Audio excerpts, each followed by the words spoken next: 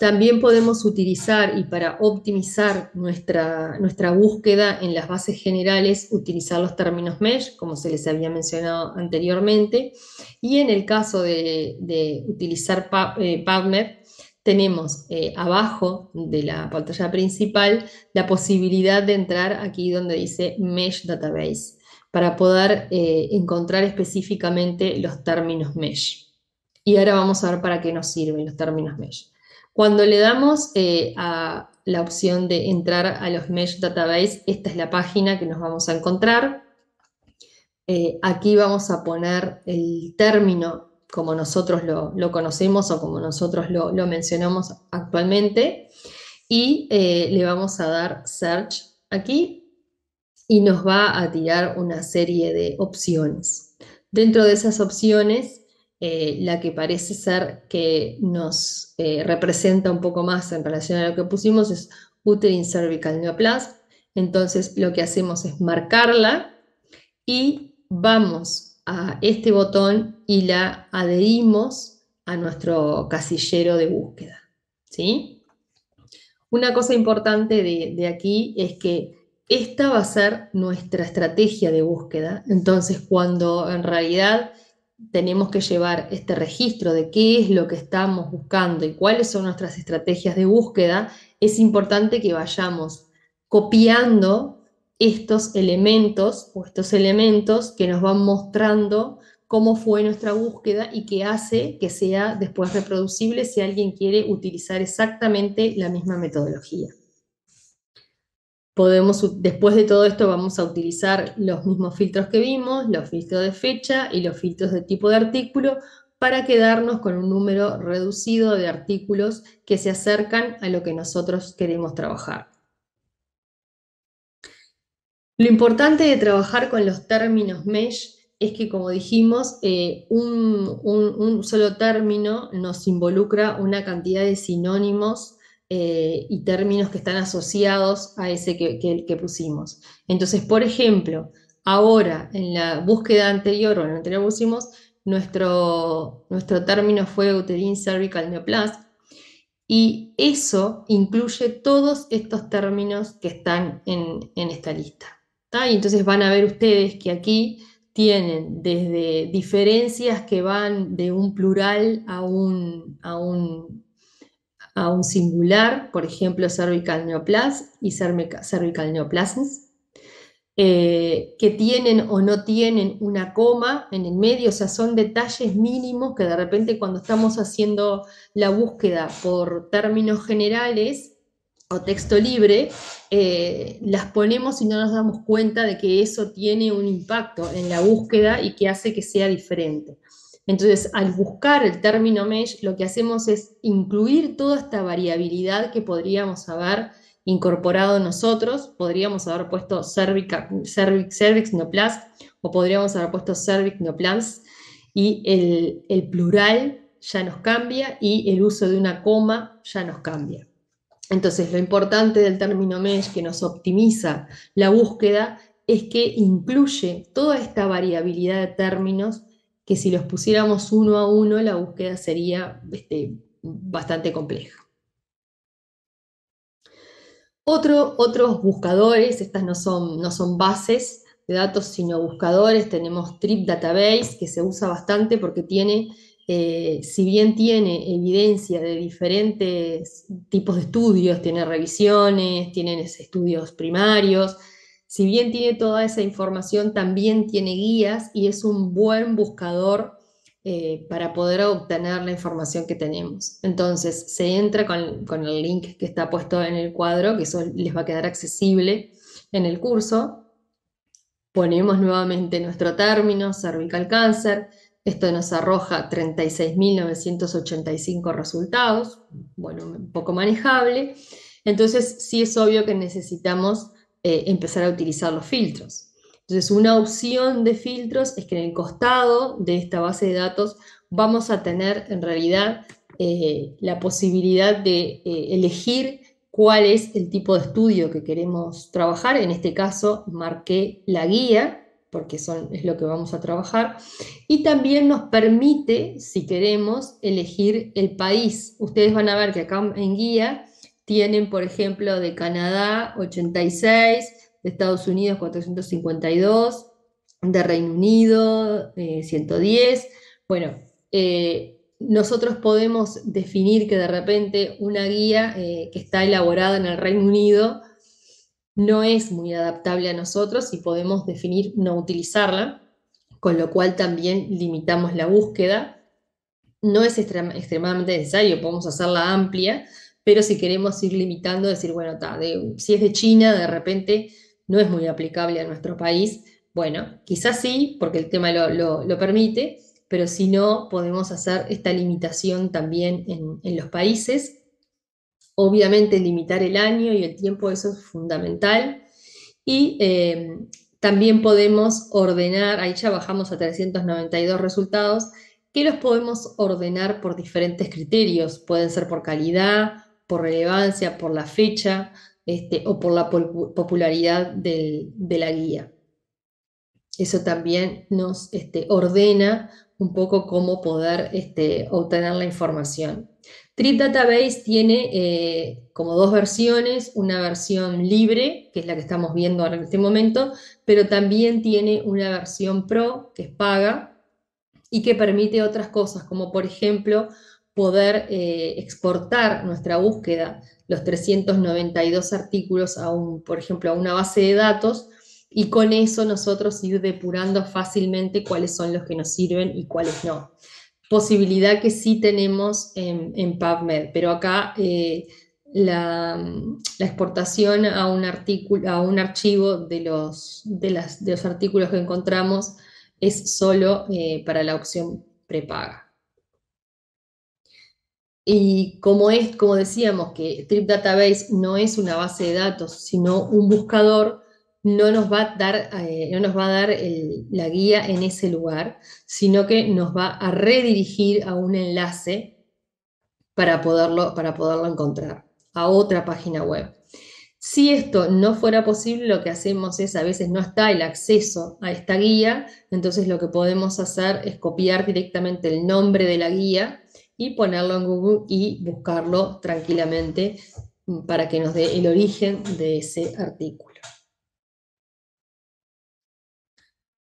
Con respecto a las características de las guías que vamos a considerar, recuerden que esta búsqueda nos va a arrojar un montón de artículos, que algunos, si bien se llaman guías, por ejemplo, no cumplen los criterios de una guía de práctica clínica. Entonces, es importante que tengamos claro, para hacer una primera depuración, si ese documento que encontramos cumple o no los criterios como para ser considerado para nuestra revisión. Entonces acá es simplemente tener claro, y esto ya lo vieron, lo mencionaron en el módulo anterior, qué documentos no son una guía de práctica clínica. Y ahí encontramos los consensos, los protocolos, las recomendaciones de los paneles de expertos, los algoritmos, las vías clínicas, los procedimientos y las normas. A veces podemos encontrar algunos de estos tipos de documento, pero puestos como guías, y en realidad no cumplen estrictamente todos los pasos que tendría que cumplir una guía. Entonces, estos directamente son los que no vamos a considerar para nuestra lista de guías de referencia. Entonces, ¿qué vamos a mirar? Vamos a establecer algunos criterios de elección. Uno, y el más importante quizás de todos son importantes, pero que describa la metodología elaborada para la guía. Cómo hizo y cómo llegó a las recomendaciones que llegó. Y eso debe estar en el documento. Debemos de tomar un documento que diga específicamente cómo se realizó la metodología Y si no lo tiene en ese documento, porque por ahí encontramos un resumen ejecutivo, que nos derive al link donde está esa metodología y nosotros la podamos ver y evaluar para saber si cumple con los criterios que se requieren para usarla como de referencia. Que hayan realizado una búsqueda sistemática de la evidencia y que eso esté disponible. O sea, que se pueda acceder a saber cómo se hizo la búsqueda para saber si se buscó ampliamente o si tomaron un solo lugar y buscaron solo en, no sé, en PubMed y no buscaron en otros lugares. Bueno, eso es importante que nosotros lo sepamos para también evaluar la calidad de nuestra guía.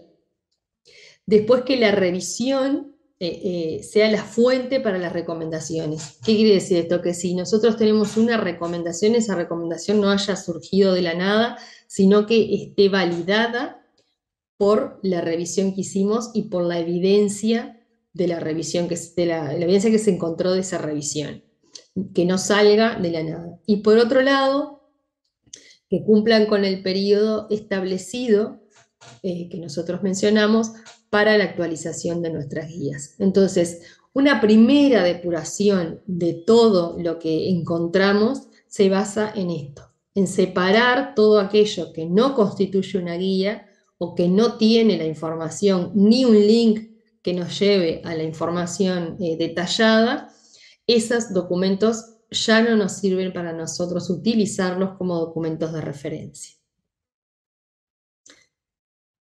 Cuando encontramos una guía, por ejemplo, como en el caso que habíamos visto anterior, que habíamos encontrado una guía de la Organización Mundial de la Salud, podemos encontrarla, digamos que de tres formas.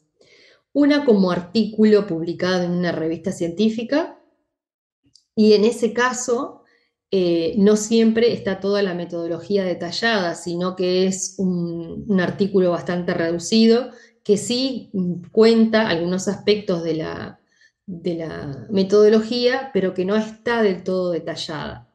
Entonces, en ese caso, tenemos que sí o sí acceder al documento completo. Por ejemplo, en esta guía chilena de práctica clínica de cáncer cervicuterino, este es un resumen ejecutivo el que pude encontrar, pero está establecido en una página donde se puede encontrar la versión completa.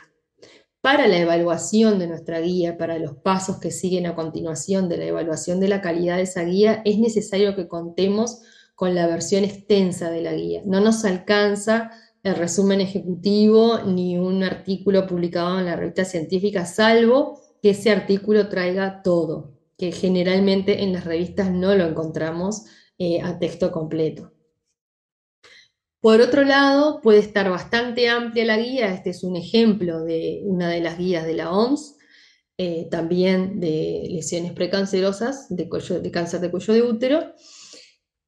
Y en realidad tiene bastante información en la interna de la guía que se puede leer, pero los cuadros, por ejemplo, de la evidencia, que son cuadros, digamos, pesados y que tienen bastante información sobre cada uno de los artículos que se revisaron, cómo se hicieron los metaanálisis y todo eso, están en archivos por separado, pero uno puede acceder a ellos fácilmente a través de un link de internet.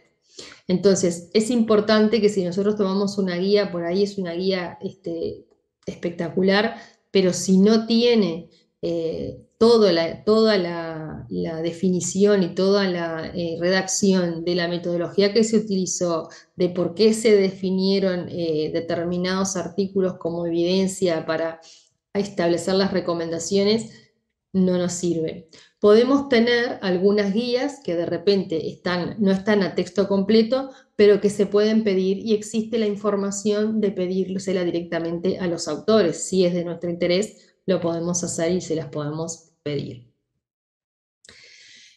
Esto un poco acompaña lo que veníamos diciendo para hacer ese tamizaje primario de toda esa información que se puede encontrar en algunos sitios. En algunos queda como muy reducido, como vimos en el caso de Jean, que nos quedaron dos documentos y que es muy fácil definir si los ponemos o no, pero también hay otros en los que nos quedan más documentos. Entonces, un primer tamizaje de esos documentos para poder saber si son aptos para ser evaluados con mayor rigurosidad, puede ser una tabla similar a esta que encontramos, que lo que nos dice en realidad, o nos ayuda, nos orienta, si ya estamos prácticos en realizar y en identificar lo que es una guía de práctica clínica, capaz no la necesitamos.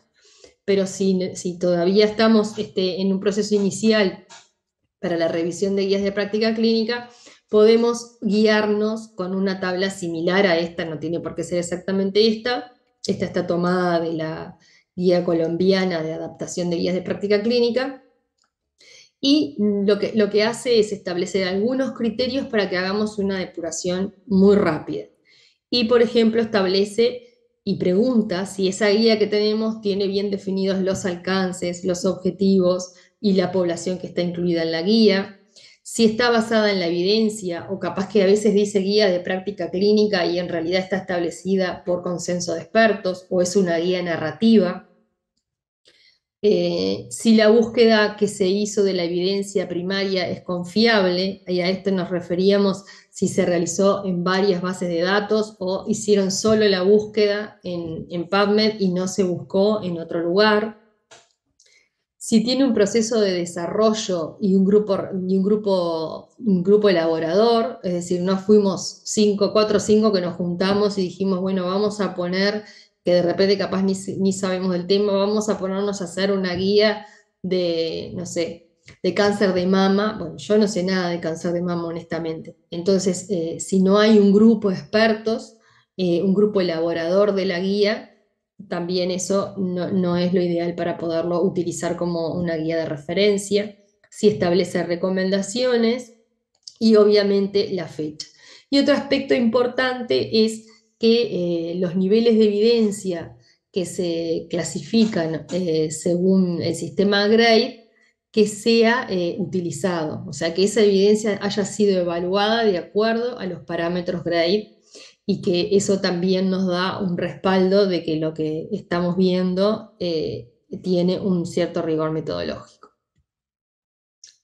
Por último, una vez que ya vieron que esto es bastante sistemático y hay que hacerlo paso por paso, una vez que de este documento obtuvimos algunas guías que entendemos que necesitan ser evaluadas con una metodología más rigurosa, que en este caso va a ser un instrumento, el AGRI2, los vamos mencionando acá. De esta lista van a salir algunas que sí van a ser necesarias pasar por el AGRI, o que pueden ser pasadas por el AGRI, y otras que directamente no, porque no cumplen ni siquiera con el tamizaje primario. Entonces, aquellas que sí vamos a evaluar con el instrumento AGRI, las debemos de registrar de alguna forma. Y un ejemplo o una propuesta es utilizar una planillita simple como esta, donde ponemos la base de datos que revisamos, cuál fue el término de la búsqueda o los términos de la búsqueda, qué encontramos, o sea, cuál es la guía que encontramos y cuál es el link a esa guía. Cosa de que si de repente el grupo de metodología o cualquier otro experto quiere acceder a esa guía puntualmente, pueda tener claro de dónde salió esa guía. Y ir así poniendo en cada uno de los lugares. Cuando nosotros miramos esta planilla por completo, vamos a tener un panorama general de, bueno, cuántas bases de datos se revisaron, cuántos buscadores y cuántos recopiladores de guías se utilizaron, y con eso vamos a tener una idea de si nuestra búsqueda fue amplia o no, más allá de tener además cada uno de los documentos que después van a ser evaluados por el instrumento AGRI. Entonces, una vez que tenemos ya una depuración primaria y nos quedamos con un número determinado de guías, que después ese número determinado de guías lo tenemos bien sistematizado y registrado en una planilla, vamos a pasar a hacer la evaluación de la calidad de esa guía, para ver si las recomendaciones que están en esa guía están basadas en evidencia y si esa evidencia fue recolectada de forma tal que nos permita estar seguros de que lo que estamos intentando adoptar o adaptar tiene un respaldo en la evidencia. Para ello se utiliza un instrumento que el más reconocido es el AGRI2, y que ese es el motivo del próximo módulo que van a ver ustedes, pero recuerden de que siempre es importante tener todos los registros anteriores, porque el proceso de actualización o de elaboración de una guía de práctica clínica tiene que ser muy transparente y tiene que estar todo bien detallado, de forma que cualquier persona que quiera reproducir lo que hicimos o que quiera chequear y que quiera utilizar nuestra guía como una referencia para su país, pueda encontrar toda la información que se utilizó en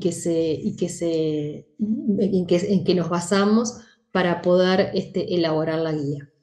Y bueno, en este módulo eso es todo por ahora. Muchas gracias por prestar atención y bueno, mucha suerte en la búsqueda.